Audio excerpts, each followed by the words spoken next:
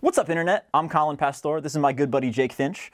We're here at Tracehorse Studios, and we're going to show you today how to get some big, beefy, roomy drum sounds in the vein of Springsteen's Born to Run, Death Cab for Cutie's Narrow Stairs, or Green Day's American Idiot. Let's get started.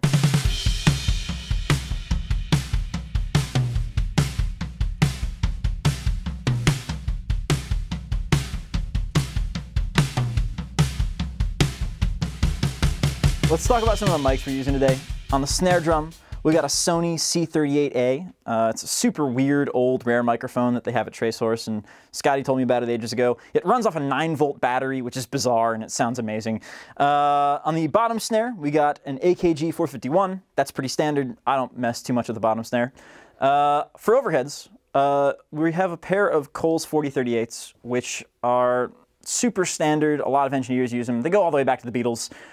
One thing that we're doing a little bit differently is we have these slightly off axis. So instead of sort of placing them equidistant across the drum set, we're actually placing them equidistant from the snare drum and as close to equidistant from the kick drum as possible. That way, when we pan them hard left and right, we get the snare and the kick mostly dead center, and our stereo image is unaffected by, you know, the off-axisness that you would normally get out of overhead mics. On the toms, we got 421s, pretty standard setup. They're punchy, they're clean, they have a lot of rejection, so we don't get a lot of the rest of the drum kit in the tom mics, except when we want them to, which is great. On our kick drum, we have, on our in mic, a D12, and on our out kick, we do something a little weird, like another trick Scotty showed me, which is a 121 on the out kick. Now, a lot of people will tell you that a ribbon mic is very, very, very tough to use on a high SPL instrument like a kick drum, because it's pushing a lot of low end and a lot of air towards that fragile ribbon. But as long as you're a few inches off, we usually use about 4 fingers, it's not something that you should be too worried about unless you have an open head. Obviously, we're never going to put a ribbon mic like this in front of the porthole. We're just going to put it toward the outside of the kick drum so that we don't accidentally break it. But it sounds rad. It has a bunch of low end, tons of sustain. I love it. We have two sort of spicy meatball sort of microphones that we're using today. We've got a Unidyne SM57, rigged a little bit with some studio tape to make it into an Omni microphone. And we're sending that into a Fender Super Reverb. And we've crunched up a little bit and have a little bit of gain on. We also have an RCA BK5, which is an old ribbon microphone, bidirectional, like most ribbons are. And what we have is we have it placed so that it's rejecting on its off axis a lot of the cymbals and a lot of the hi-hat, but we're getting a lot of room sound out of the back and a lot of the snare drum and the kick drum and the low tom out of the front. We're crunching that up in the control room a little bit too. So over here on the rooms, we have my favorite pair of microphones I've ever used, and one of the main reasons I come to Tracehorse all the time to do drums. They're a pair of Neumann U48s. They're serialized. They're almost identically matched. What they do is they give us a great picture of the room sound, and we smash them through an 1178. And they sort of pump and breathe and have all that air that you want out of a drum kit and give me a really good picture of what the drum sounds in the room as a whole. The two most important things when you're tracking drums are the room we're in, which we're in a beautiful one here at Tracehorse, and the drums that the drummer's playing. So,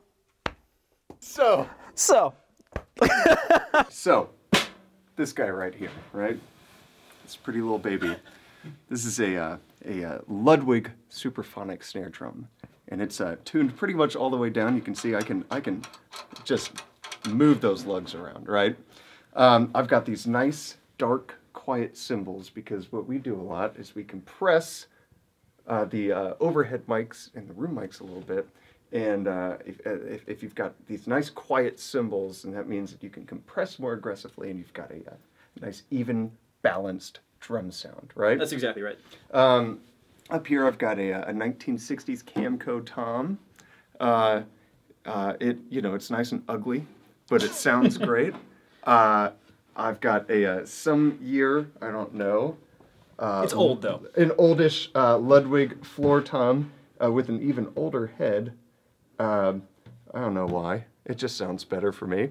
And this bad boy down here is my $90 eBay find, a 1960s Slingerland Kick drum. We've got a little insulation on the inside. We're using a soft beater so we don't get too much attack. Yeah. And we're using the soft beater specifically because this kick drum is almost all smack. Yes. If you hit it with a hard thing, you're getting only click and no tone. So we're trying to combat that a little bit with a softer beater. Let's step into the control room and see what everything's sounding like. Give it to me.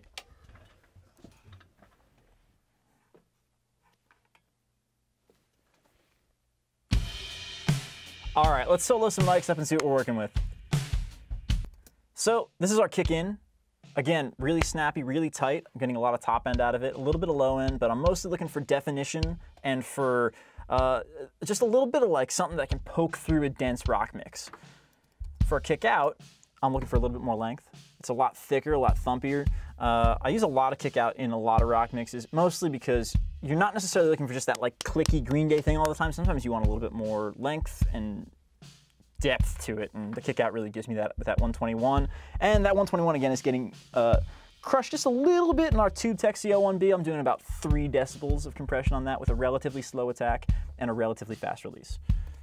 Our snare top mic, again, similar to the kick in, we're looking for crack, snap, something that I can push up and really make the snare drum poke out through a dense rock mix, and we're getting all of that right here. Our bottom snare sounds like a bottom snare, and that's as far as I go with bottom snare. It's the single most useless mic we've set up today. Jake, toms, please.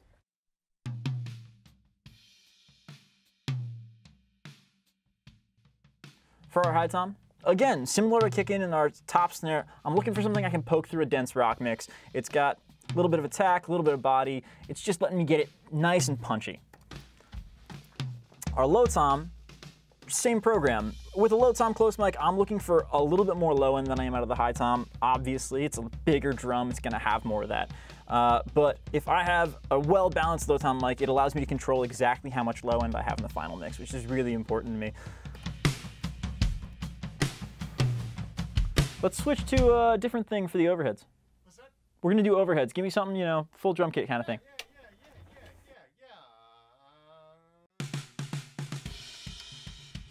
Cool, so here we've got our overheads. We're hitting about 4 to 6 decibels of compression through that 33609. And for our recovery time on this, there's no attack time, but for recovery we're set to auto 1.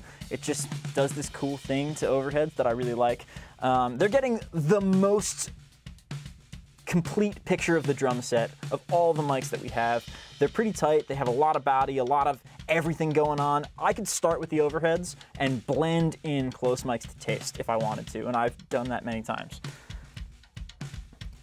For our rooms, this is where the magic happens at Tracesource Studios. We've got between 7 to 15 decibels of compression through this 1178. Slowest possible attack, fastest possible release, 20-to-1 ratio.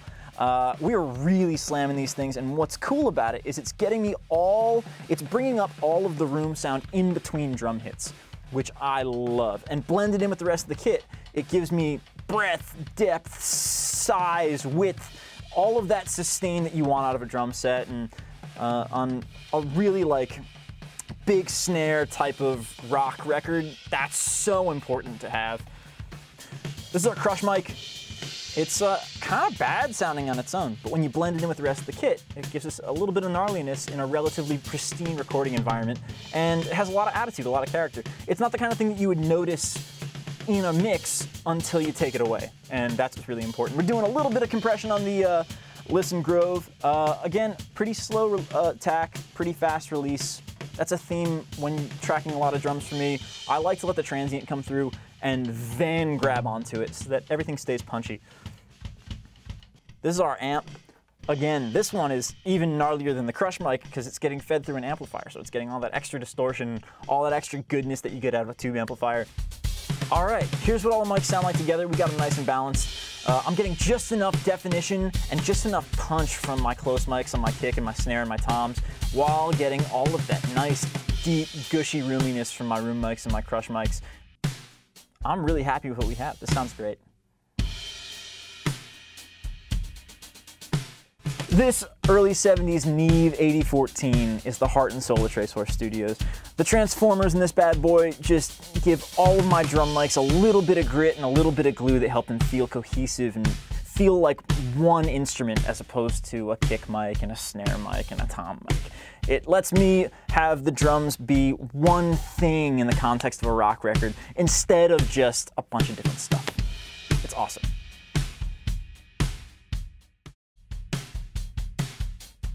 So this is how I get rock drums at Tracesource Studios. Big thanks to Preston and Scotty for having me, and big thanks to Jake Finch for laying down the drums all night. If you're ever in Nashville, Tennessee, you should come by and check this place out. And if you like getting rock drums, I think you'll love working here. I sure do. So this sweet, sweet little baby over here that we're hitting. We're gonna not do a baby anymore. All right, ready? So Jake, just chill, man. Just chill. You're doing good. All right. Sweet, sweet little monster. I think I was born to be an actor. I think so too. So we have two sort of spicy meatball sort of microphones that we're using today.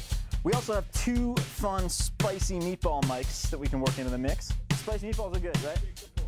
A bit slower with the dialogue, because I talk fast and I probably shouldn't. All right, let's step into the control room and see what everything sounds like.